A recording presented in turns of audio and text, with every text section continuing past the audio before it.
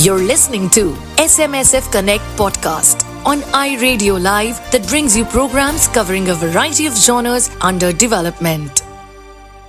Thank you, Gaurav, for joining us again for the second episode of our series, Let's Connect. Thank you for having me here yet again. It's great to be here.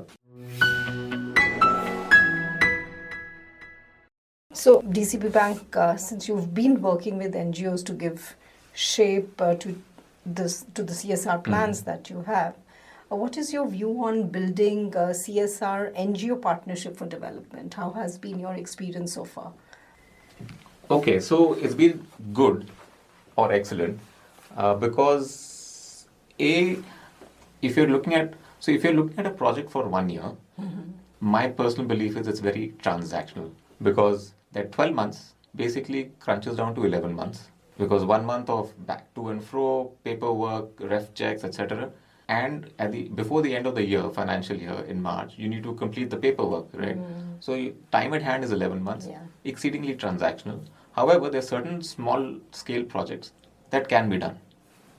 But for you to derive, let's say, a good benefit for the community that you're going to work for, you need to go beyond those 11 months. So partnerships essentially help create that long-term vision and long-term implementation.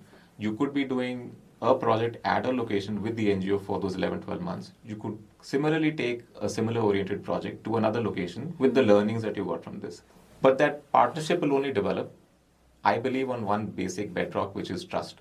Yeah. So if you can trust your partner to develop and create a program that is clear, visible, and even the financials and the spends are visible for everybody, and even if there's there's a situation where the project couldn't be fully implemented, if there's honesty in reporting that, there are reasons for it not happening, that develops, I think that further cements a partnership rather than some way of cloaking over, let's say, the bad parts and then just carrying on with, let's say, everything is hunky-dory.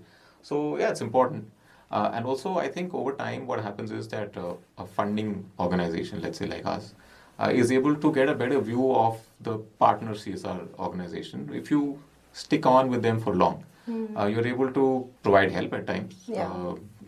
And help means that you're able to sometimes even provide direction, some management expertise, some orientation towards managing projects in a project management way. Yeah. So there's a lot to benefit from for an NGO partner also. And if the organization has the time, you can, it's not unheard of for me to understand that for even larger companies, they've helped their NGO partners grow. So they've taken employees, they've invited those employees in to undergo certain programs as part of their overall training thing. Yeah. So which is great. But I've seen also NGOs now, after COVID, have started side pocketing some funds for training, development of their employees who are continuously working on, let's say, water-related projects. So even their skills need to be developed or enhanced. So, and sometimes companies also allow for that side pocket because, yes, they understand that it's a long-term goal. Let's get more trained resources in the team. So, with Sehgal Foundation, DCB Bank is working for now many years. How has that partnership evolved over time? We started in 2017. Yeah. So it's been 6 years now. Yes. So the partnership began with the one small project and In whom? in a place called Kishangarh.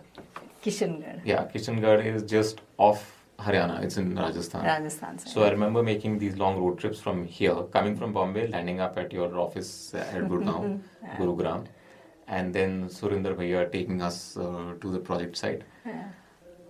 That was I wouldn't say it's a leap of faith, but of course that was the first project and we were both assessing each other at that time, saying, okay, how serious, I was assessing your organization at that time, saying how serious are you guys oriented towards water and let's see what output they create. It was a check dam that was being made at Kishangarh. The original check dam had flown away thanks to floods and there was farmland. And we saw the remnants of that check dam 2-3 farms downstream of where the water had flown out from. And I think it was part of the Chief Minister's Svalambam Yojana in Rajasthan at that time. So we were proposed that would we like to help. We were keen because Rajasthan is a focus area for us, and Rajasthan always has been water scarce, regardless of the canals. Yeah.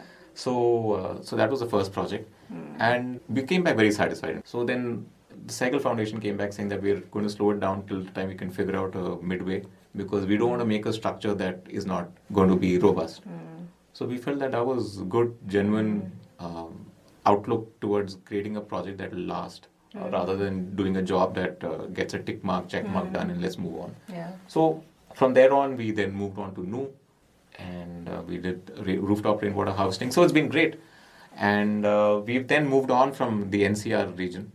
Well, we've been to Madhya Pradesh, Panna and Gwalior, Morena, 3 locations. And there was one project, especially the one at Palwal, Amarpur village, where the bank proposed a location rather than the NGO proposing a location. Yeah.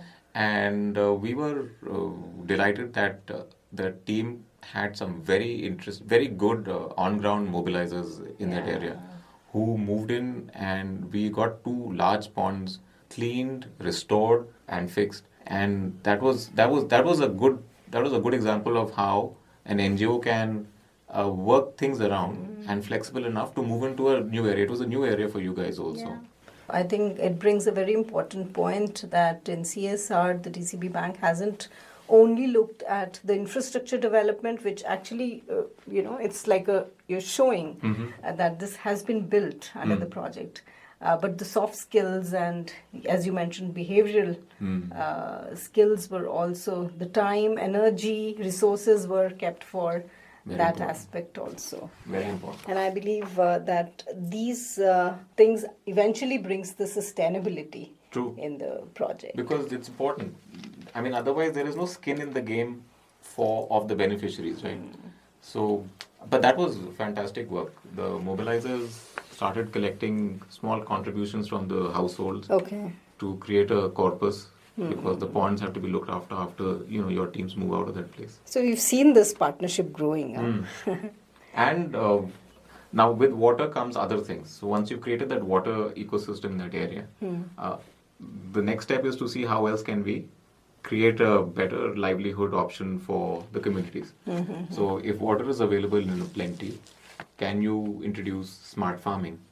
Can you introduce better seeds that require perhaps less water, and can you do with less fertilizers? What else can we do to create an ecosystem that is far more sustainable? Because if you have excess water, so from paucity, now you have excess, let's say. That shouldn't let the families or the beneficiaries think that, now we should start switching crops, right?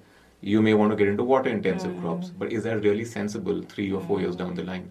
Because you don't want a repeat of the same Coming scarcity. Back to the square one. You come back to square one. So how do you keep the behavior so that, and see, knowledge is key. Everybody does not have that knowledge, but if you are able to share and drive home the message, I think people do understand, and they're very sensible folks, the beneficiaries, and they understand the future for the kids. They understand that water will be scarce. So so that's how the partnership will grow, is what I feel.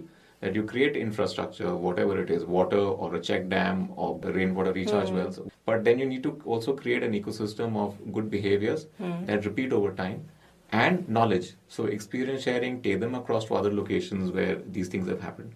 And so it could be fruit plantations, it could be beekeeping, it could be other sustainable livelihood options. Maize, can we grow, and can we interchange the crops? Can you do horticulture? Can you do, there's a whole lot of things.